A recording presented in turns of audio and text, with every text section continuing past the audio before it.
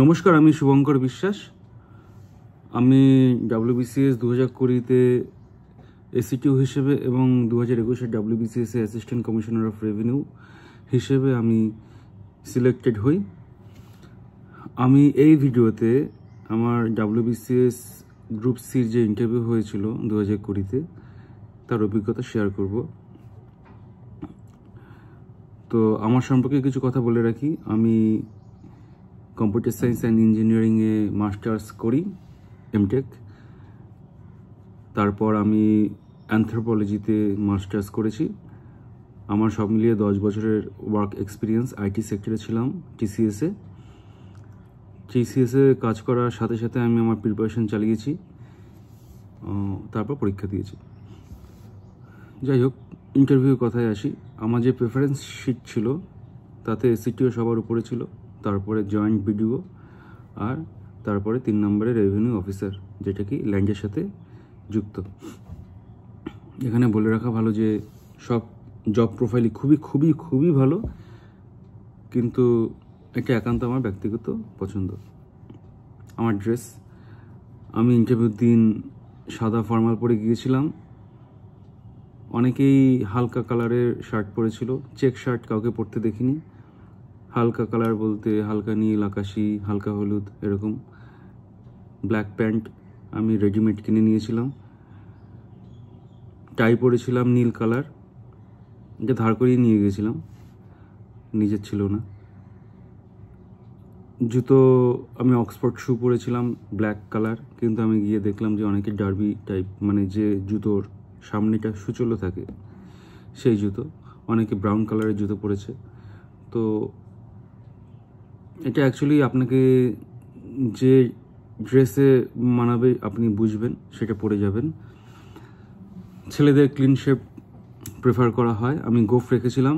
এই গোফের ক্ষেত্রে একটা কথা বলি, আমার বন্ধুর ইন্টারভিউ একই দিনে ছিল, তো আমাকে দেখে চিনতে পারিনি, কারণ আমি গোফ সেভাবে রাখতাম না।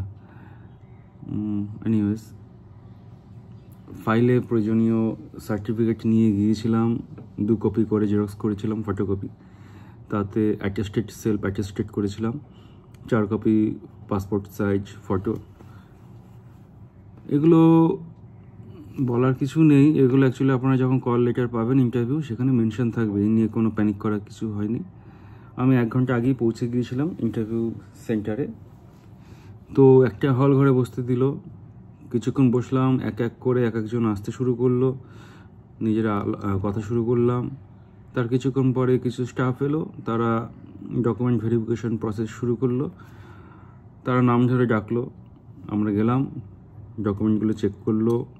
তারা সব কিছু ফাইল, মানে কিছু ফটোকপি জমা রেখে তারা বললো, আপনি এবার এই প্যানেলে যান। প্যানেলে যান মানে প্যানেলে 1, 2 বা 3 এরকম। তো এখানে আরেকটু কথা বলে রাখি, এখানে কেউ যদি দেরি করে আসে, সামান্য আধা ঘন্টা লেট হলো, তাতে কোনো প্যানিকের দরকার নেই। কারণ যে আগে আসবে তার ডকুমেন্ট ভেরিফিকেশান আগে হবে, তারপর তাকে পাঠানো হবে। এরকম নেই যে লিস্টে আমার নাম আগে আছে বলে আমার ইন্টারভিউ হবে, এরকম ব্যাপার নেই। তো চাপ নেই কোনো। তো ভেরিফিকেশান হলে আমাকে একজন 1 নম্বর ইন্টারভিউ রুমের বাইরে অপেক্ষা করতে বলল। 1 নম্বর ইন্টারভিউ বোর্ডের যে দরজা আছে তার বাইরে একটা কাঠের বেঞ্চ আছে, তো সেখানে বসতে বললো। আর বললো যে এই বাইরে একটা কলিং বেল বাজবে, যদি বাজে তো মনে করবেন আপনাকে ডাকা হচ্ছে। আমি চুপচাপ বসলাম। আমার যে প্যানেল ছিল সেটা চেয়ারপারসন ম্যামের প্যানেল, 1 নম্বর। তো আমি টাই ঠিক করে একটা বড় নিঃশ্বাস টেনে কলিং বেল বাজার সাথে সাথেই স্মাইলি মুখে, হাসি মুখে আমি প্রবেশ করলাম। নিজের মনকে বোঝালাম যে আমি সব প্রশ্নের উত্তর জানবো না, আর এতে লজ্জার কিছু নেই, সবাই সব কিছু জানে না, যা হবে দেখা যাবে, এইসব ব্লাবলা। এগুলো আমি নিজের মনকে বুঝিয়ে, কনফিডেন্ট বাড়িয়ে আমি ভেতরে গেলাম। সব প্রশ্ন বাংলাতেই হলো। এবার ইন্টারভিউ নিচ্ছিলেন চেয়ারপারসন ম্যাডাম সমেত আরেকজন ম্যাডাম আর আরেকজন স্যার, সব মিলিয়ে 3 জন। May I come in please বললাম, তখন বললো তারা ইয়েস প্লিজ। তখন আমি good morning sir, good morning madams বলে ভেতরে গেলাম, গিয়ে দাঁড়িয়ে থাকলাম চেয়ারের পাশে। তো আমি বললাম না স্যার বসবো কিনা বা, তখন অপেক্ষা করলাম তারা কি বলে। তো তখন তারা বললো যে প্লিজ টেক ইউর সিট। তখন আমি বসলাম, থ্যাংক ইউ বললাম। সম্পূর্ণ ইন্টারভিউ বাংলা হলো। তো প্রথমে স্যার শুরু করলেন যে আপনার সম্বন্ধে কিছু বলুন। এটা বাংলাতেই কোশ্চেনটা করলো। ব্যাপার হচ্ছে আমি ইংলিশে প্রিপারেশন নিয়ে গিয়েছিলাম, তো এটা সেট একটা মানে স্ট্রাকচার ফলো করে গিয়েছিলাম যে কী বলবো। তো বাংলায় বলে একটু হয়তো ছড়িয়ে ফেলতাম। তো আমি গিয়ে বললাম, মানে যখন তিনি বাংলায় কোশ্চেন করলেন তখন আমি ইংলিশে আনসার দিলাম। আসলে বড় বড় জায়গায় মানে এই সামান্য ল্যাঙ্গুয়েজ নিয়ে কোনো সমস্যা হয় না। আপনি আপনার যে থটস আছে সেগুলো আপনি ঠিকঠাক প্রপার ওয়েতে সেগুলো ডেলিভার করতে পারছেন কি না, এটাই সবথেকে বড় ব্যাপার। তো আমি ইংলিশে পরিচয় কেন দিলাম এই কারণে বলছি। আমি শুরু করলাম যে মাইসেলফ শুভঙ্কর বিশ্বাস, coming to my socio economic background বলে আমি বাবা কী করেন, মা কী করেন, বাড়িতে কে কে আছেন এসব বললাম।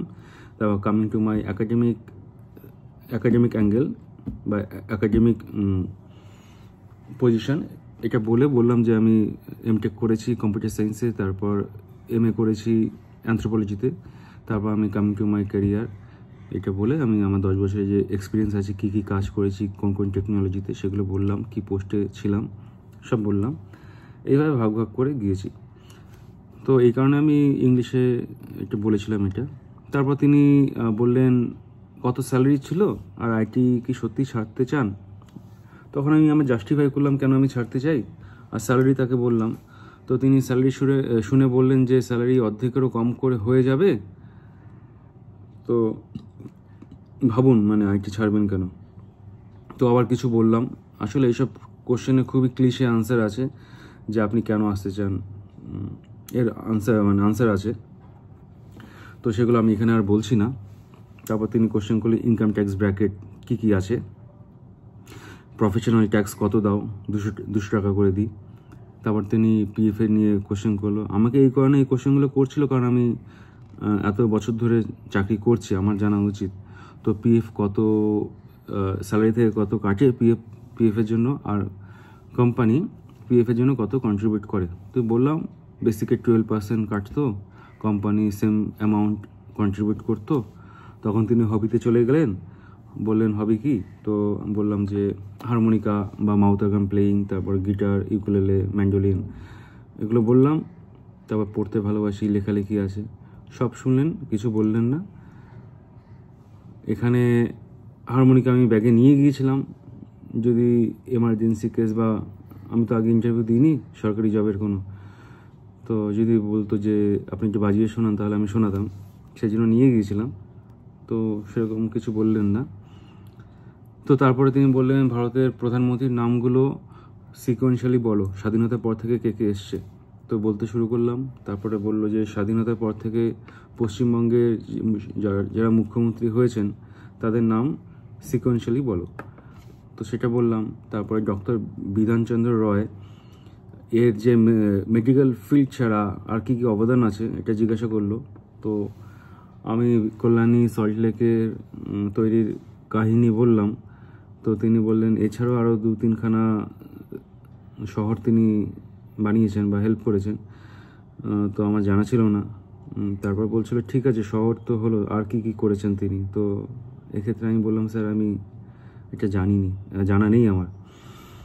তারপর তিনি জিজ্ঞাসা করলেন যে জগজীবন রাম কে ছিলেন, তার মেয়ের নাম কি। তো বললাম গুজরালকে বললাম।